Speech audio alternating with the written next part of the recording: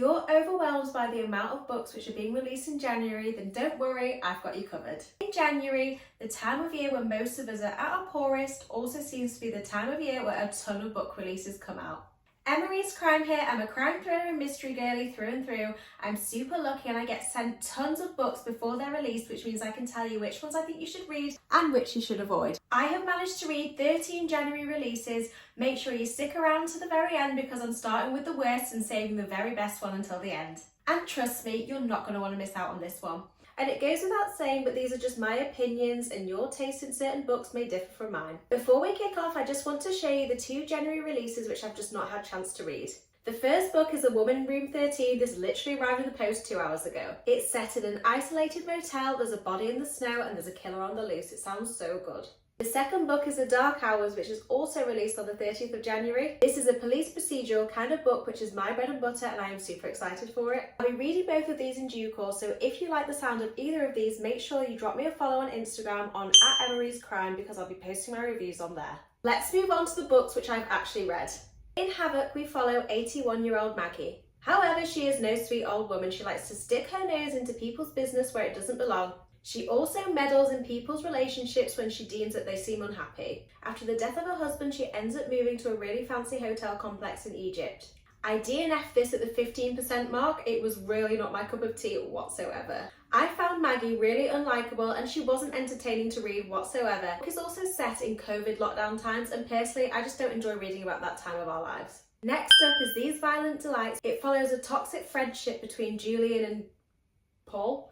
The first chapter was so exciting, but then after that it became boring, pretentious nonsense. My main gripe with this book is that it's been marketed as a thriller and it's not a thriller whatsoever apart from the first chapter. I ended up DNFing it around the 18% mark. Next up is The Family Doctor. The main character, whose name escapes me, is a doctor. Her daughter is kidnapped and she is given an ultimatum. She is to kill a patient or else her daughter will die. So I had 3 main issues with this book. First of all, the plot of this is very similar to Do No Harm by Jack Jordan. The story does take a completely different route to Do No Harm, but still, that annoyed me. Second of all was that this book was so predictable.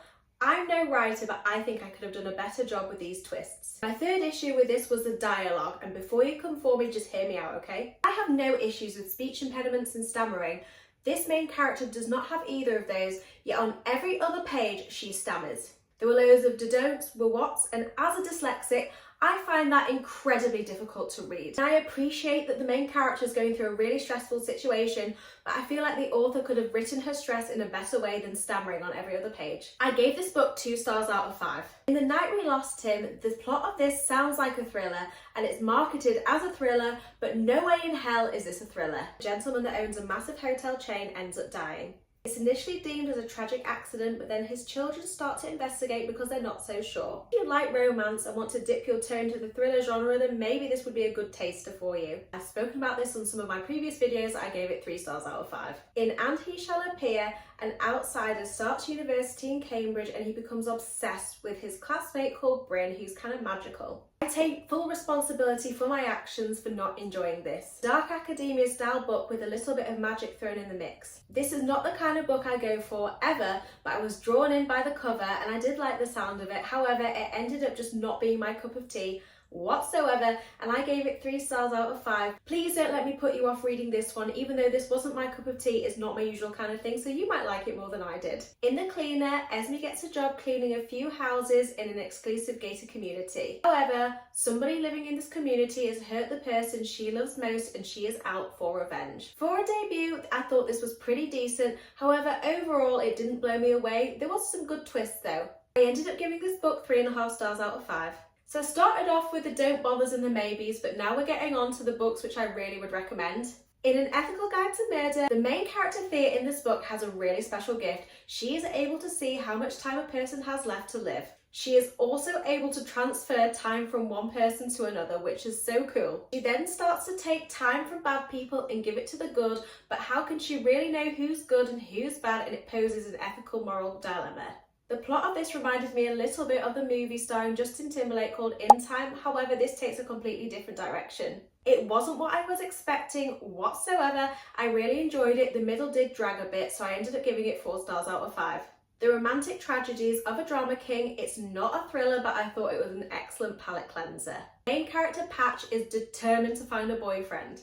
The book has been recommended for those who are fans of Heartstopper. I've never read it, however I found the humour in this very similar to Angus Thomson Perfect Snogging. I thought it was fun, light and easy, and I gave it 4 stars out of 5. Dark humour, witty thriller book trend is being overdone at the moment, but am I bored of it? Absolutely not. A serial killer's guide to marriage, Fox and Hayes are super glamorous and super wealthy, and they have a bit of an unusual hobby of unaliving bad people. However, after welcoming their child BB into the world, they decide to put their extracurricular activities on hold. That is until Hayes starts to get the itch again. Again, this was a funny, light, easy read, and I gave it 4 stars out of 5. Also, I'm getting a little bit sidetracked here, but look how gorgeous the naked hardback is of the finished copy. Like, wow. I'm gonna come closer. Wow, isn't that absolutely stunning? Wow. Witchcraft for Wayward Girls. 15-year-old Fern is pregnant and unwed. She gets sent to a home filled with loads of other girls in a similar situation to her. The idea is that they have these babies at this home and then they return to their old lives as if nothing ever happened. This book reminded me of if the reformatory in Cackle had a baby. I really enjoyed this and I gave it 4 stars out of 5. Don't let the chunkiness put you off. I'm about to get on to my top 3 books of the January book releases. These are the creme de la creme of the January book releases in my opinion. If you enjoyed my video, please make sure to hit that subscribe button. I was absolutely furious when I started reading this book because I didn't realise it was book 4 in a series.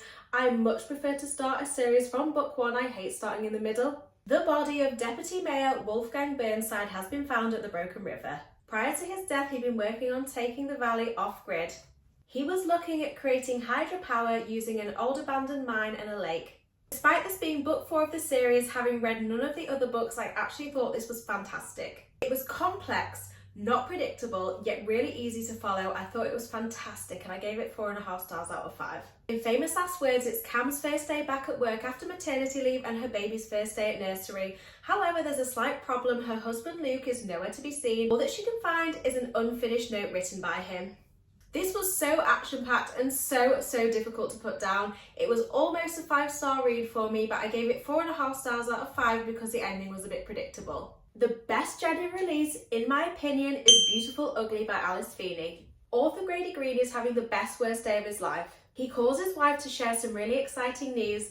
On the phone, he then hears her slam on the brakes and get out the car. He then goes to try and find her, and all he can find is the car. His wife is nowhere to be seen. She is completely vanished. 1 year later, still grieving, he goes to a remote Scottish island where he thinks he sees his missing wife. This was a masterpiece. This was so clever, so twisty, not predictable. In my opinion, it is her best book yet. It was an easy 5-star read for me and a contender for being my book of 2024. Thank you so much for taking your time to watch this video. I really appreciate it. Let me know what you think in the comments. Thank you. Bye.